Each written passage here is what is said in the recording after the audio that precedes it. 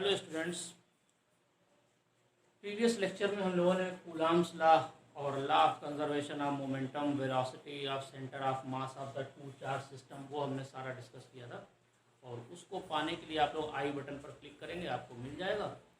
उसके आगे आज हम फर्दर इसको स्टार्ट करेंगे और vector form of Coulomb's law की हम डिस्कशन करेंगे आगे।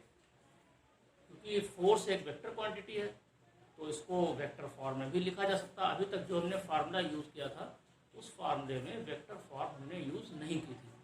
आज हम वेक्टर फॉर्म में यूज़ करेंगे, कैसे वेक्टर फॉर्म में लिखते हैं। तो देखिए, इस चीज़ को हम समझते हैं। और इससे पहले हम आपको बता दें, जो प्रीवियस लेक्चर्स हैं उनको पाने के लिए आप आई बटन पर क्लिक करके पा सकते हैं। और साथ में हमारे इस चैनल को आप सब्सक्राइब कर लें, शेयर भी कर लें अपने फ्रेंड्स में, डियर एंड नियर के साथ, ताकि उनको बहुत ही इंफॉर्मेटिव, ऑथेंटिक और कॉन्सेप्चुअल वीडियोस मिलते रहें। तो आइए आज हम लोग डिस्कशन करते हैं। ये हमने फिगर बनाया हुआ है। Q1 एंड Q2 दो चार्जेस हमने कंसिडर किए हैं और इनका एक स्पेशल टाइप का डिस्क्रिप्शन लिखा हुआ फोर्सेस का। Force Q1 charge Q2 charge पर फोर्स अप्लाई करता है।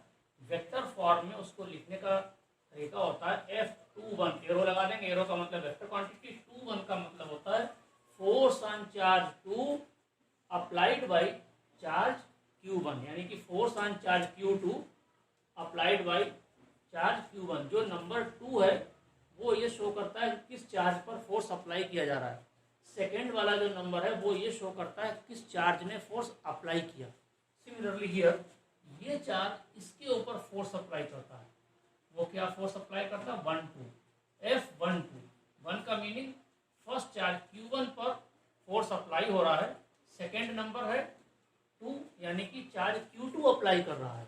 So you can write here force on Q1 applied by Q2, F12।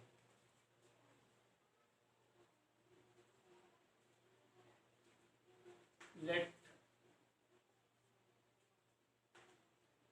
F12 be the force on Q1 applied by Q2, applied by Q2. So F21, this is force on Q2। First number जो होता है उस charge पर force apply होता है, second number वाला charge apply करता है फोर्स को। So force on Q2, sorry यहाँ पर अप्लाइड बाई, हमें अप्लाइड बाई थोड़ा सा स्पेस सेट करते हैं, applied by Q2। And here F21, this is force on Q2 applied by Q1। ये दो हमने सिंबल्स जनरेट किए। अब हमें इसके बाद में यूनिट वेक्टर्स की बात करनी है। तो R12, आप देख रहे हैं टैप लगा दिया, मीनिंग यूनिट वेक्टर 12 का मतलब होता है unit vector directed along this line joining the two charges from charge 1 to charge 2, यानी Q1 से Q2 की तरफ, Q1 से Q2 की तरफ ये इस डायरेक्शन में यूनिट वेक्टर अप्लाई हो रहा है, ये उसको लिखेंगे 1 2। और चार्ज Q2 से Q1 की तरफ जो यूनिट वेक्टर अप्लाई हो रहा है, जो डायरेक्टेड है, वो R21 लिखेंगे।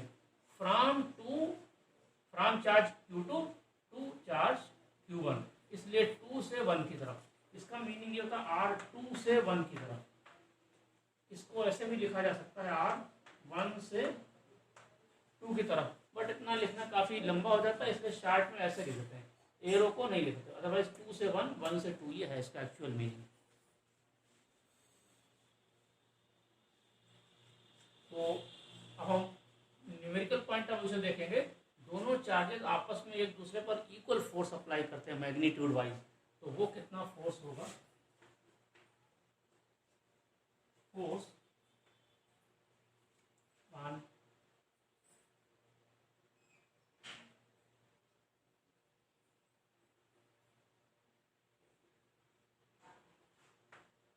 On charge Q2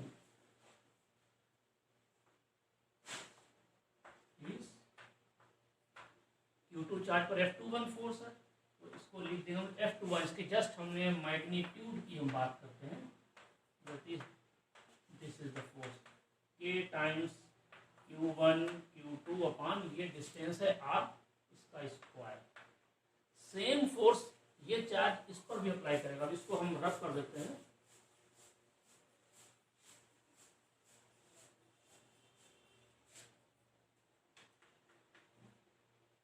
force on charge Q1, इस चार्ज पर, ये चार्ज इस पर अप्लाई करता है, ये force Q1 is F12 magnitude, that means F12,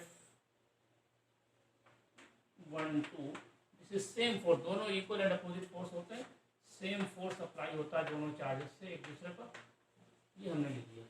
तो अगर हम बात करें देयरफॉर फोर्स F12 की, अगर F12 की बात करते हैं, जस्ट हम पहले इस वाले को ले लेते हैं F21 पॉजिटिव डायरेक्शन में। तो इसका तरीका क्या होगा, कोई भी वेक्टर होता है उसको लिखने के लिए magnitude of the vector into unit vector in the direction of the original vector. So this is F21, आप देखिए इसकी वैल्यू कितनी हो गई,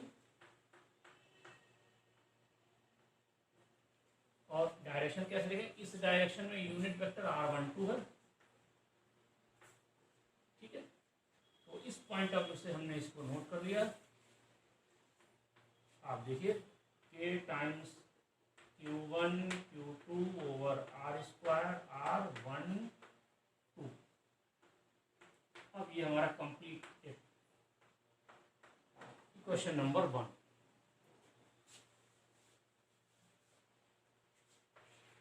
सिमिलरली ये फोर्स F12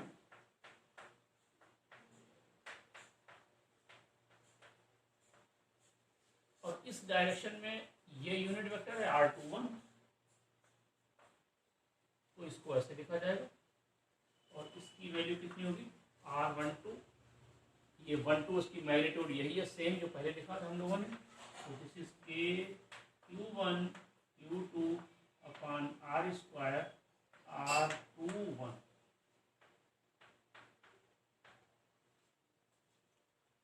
क्वेश्चन नंबर 2 हम इसको अज्यूम कर लेते हैं। अब आप देखिए इसमें आगे हम लोग क्या डिस्कशन करेंगे। ये दोनों यूनिट वेक्टर हैं, तो इनका मैग्नीट्यूड 1 होगा दोनों का, बट इनकी डायरेक्शन अपोजिट है, तो हम लिख सकते हैं since R12 is equal to minus R21, meaning ये है कि न्यूमेरिकली तो ये इक्वल है, बट डायरेक्शन वाइज ये अपोजिट है, इसलिए माइनस साइन आ रहा है। तो इस जगह पर R12 की जगह पर हम ये वाली क्वांटिटी लिख सकते हैं, या फिर R21 लिखें तो R21 इक्वल्स माइनस R12, तो हम इसकी जगह भी लिख सकते हैं, इसको रिप्लेस करके वैल्यू। तो अगर हम ये वैल्यू यहाँ यूज करें,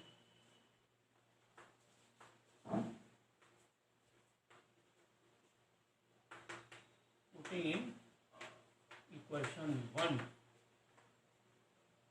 वी गेट, देखिए हमें क्या मिलेगा यहाँ पर F21, this is K Q1 Q2 R square R12 की वैल्यू माइनस ये हो, ओके। इस माइनस साइन को यहाँ ले आएंगे पहले,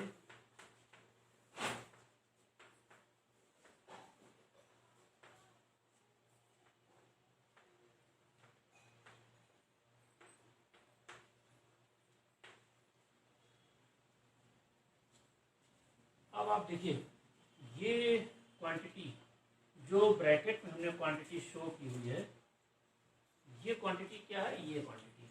equation number 2 K times Q1 Q2 पान R square, K times Q1 Q2 पान R square, R unit vector R21 unit vector R21, same thing. तो इक्वेशन नंबर 2 से इसकी वैल्यू कितनी आ रही है, ये है, this is equal to this. तो F12 यहाँ पर हम लिख सकते हैं माइनस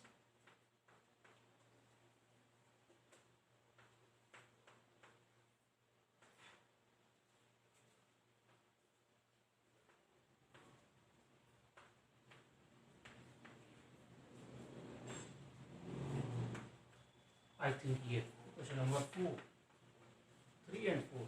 तो आपने देखा कि ये वेक्टर फॉर्म में जो हम इसको नोट करते हैं तो ये सेपरेटली एक्सप्रेशंस बन जाते हैं दोनों फोर्सेस के, और इससे फिर हम ये भी कंक्लूजन निकालते हैं both forces are equal but negative sign का मीनिंग अपोजिट डायरेक्शन में, both forces are equal and oppositely directed along the same line.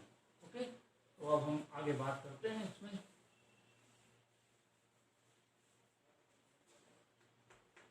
अगर हम इन दोनों को ऐड कर दें तो हम इसको लिख सकते हैं F21 plus F12। Very important conclusion. अब देखिए क्या आ रहा, दोनों का सम 0। इसका मतलब net force overall on this system of two charges is 0। और अगर फोर्स टोटल 0 हो जाता है तो उसका क्या होगा, कल मैंने पिछले टर्म पर पढ़ा था, आपको बताया था लीनियर मोमेंटम इस सिस्टम का कंजर्व रहेगा, सेंटर ऑफ मास की वेलोसिटी भी कांस्टेंट रहेगी। दोनों चार्जेस शुरू में 0 थे, रुके हुए थे, तो उनका ये सेंटर ऑफ मास भी रुका हुआ था, एट रेस्ट था, तो फाइनल वेलोसिटी भी सेंटर ऑफ मास की 0 होगी, यानी वो भी रुका रहेगा। तो ये चीज़ वापस वहीं आ गई। This is the resultant force. इसको आप बोल सकते हैं this force can be taken as resultant force, ऐसे भी लिख सकते हैं आप। यहाँ से इक्वल एंड अपोजिट, तो यही न्यूटन का थर्ड लॉ है, एक्शन एंड रिएक्शन। और जब एक्शन एंड रिएक्शन होता है तो आप देखिए उनका टोटल 0 हो जाता है। इसीलिए न्यूटन का third law, action and reaction law, इस पर एप्लीकेबल होता है कूलम्ब्स लॉ। यहाँ पर चार्ज एक पॉजिटिव हमने लिया, दूसरा भी पॉजिटिव लिया है, दोनों निगेटिव हो सकते हैं, एक पॉजिटिव एक निगेटिव, उससे कोई मैटर नहीं करता है। डायरेक्शन हमेशा आप कभी भी देखेंगे अपोजिट डायरेक्शन ही फोर्स की होगी, चाहे ये दोनों निगेटिव हो, चाहे एक पॉजिटिव एक निगेटिव हो, चाहे दोनों ये पॉजिटिव हो। उनको शो करने का तरीका बदलेगा पर डायरेक्शन अपोजिट ही रहेगी। तो ये हमने आज डिस्कस कर लिया। You can just write here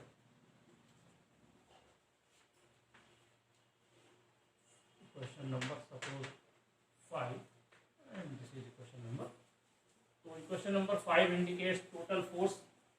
5 और 6 दोनों ये बताते हैं टोटल फोर्स, जिसको हम बोलते हैं रिजल्टेंट फोर्स, वो सिस्टम पर 0 होगा। therefore total of resultant force on the, यही इसको शो करती है कि इंटरनल फोर्सेस होते हैं इक्वल एंड अपोजिट की फॉर्म में प्रोड्यूस होते हैं। Total force on the system of two charges is 0। अब इसको हम कर दिया हमने, बता देते हैं।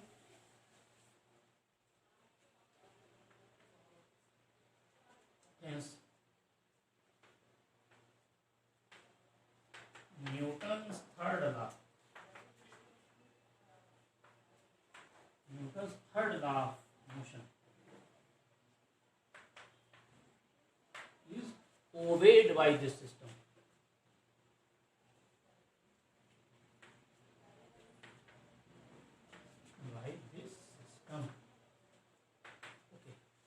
तो आज के लिए इस टॉपिक में हम इतना ही रखेंगे, और फिर फर्दर नेक्स्ट क्लास में हम आगे आपको बताएंगे।